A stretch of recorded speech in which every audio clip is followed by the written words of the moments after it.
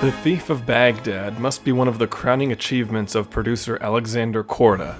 It was made in 1940, right after such other grand Technicolor escapes as The Wizard of Oz and Gone with the Wind. And it has one of the most seminal of all fantasy adventure scores, written by Hungarian composer Miklos Rozsa. It's a delightfully colorful score, with strong leitmotifs and a charming innocence.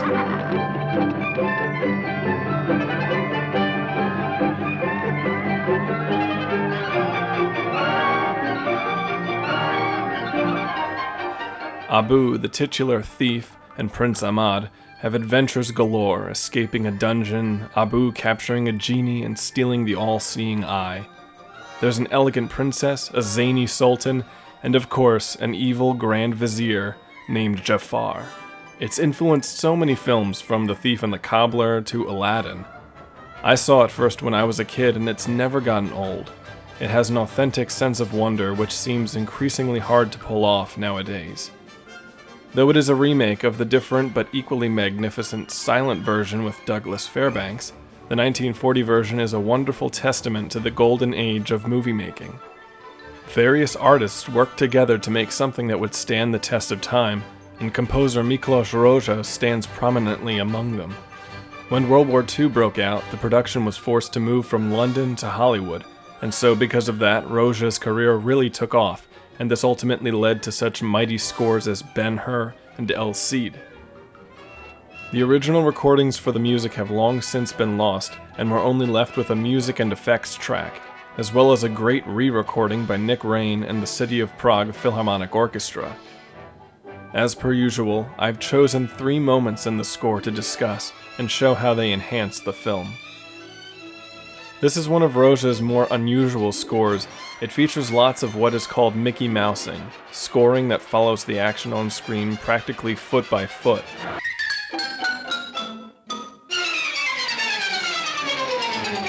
Often for comedic effect.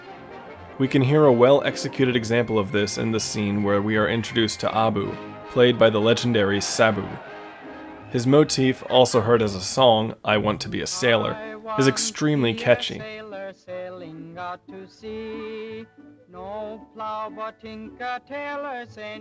Though one of the directors of the film, Michael Powell, later had this to say about it. I want to be a bandit. Can't you understand it? My God, this is the worst lyric ever written, eh? It's worth noting that originally the film was going to be a musical, judging by many deleted songs, some of which are performed on the re-recording, such as an 8-minute sequence where Abu teaches his siblings how to steal.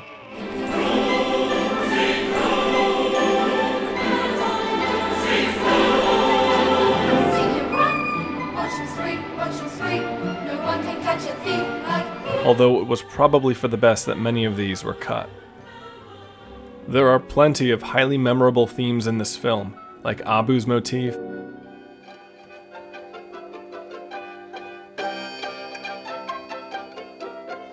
and the genies,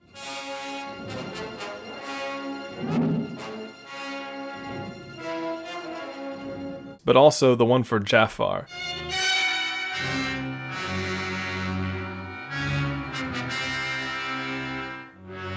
The Sultan,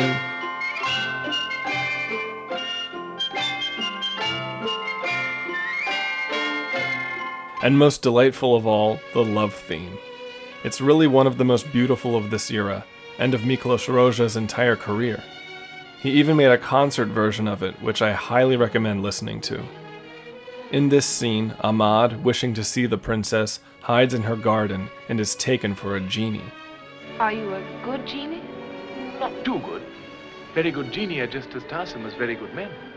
It's a long theme, but as it rises and falls with such loveliness, it's hardly tiresome and does a good job of communicating love at first sight.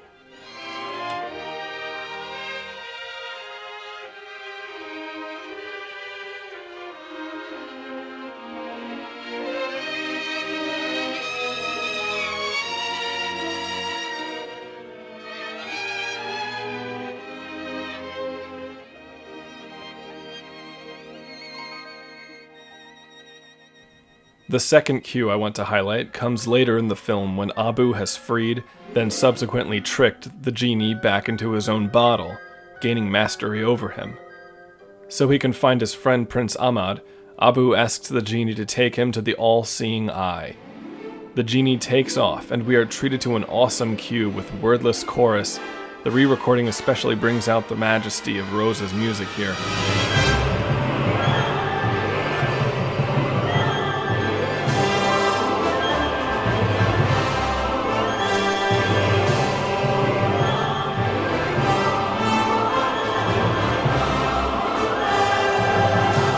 But in the film, the genie's dialogue, along with the music, make for some beautifully poetic fuel for the imagination, and compensates for one of the few effects shots in the film that doesn't quite succeed.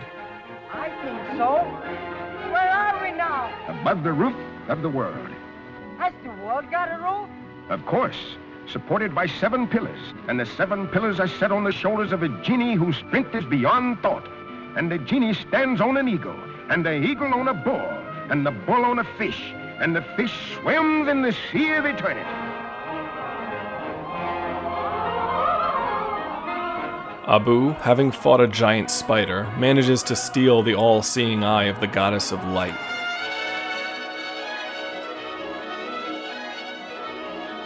We hear Abu's theme, then, as soon as he takes the eye, it is overwhelmed by the exultant awe of the music, now with reverent and sublime chorus, which is matched by the bowing worshippers on screen.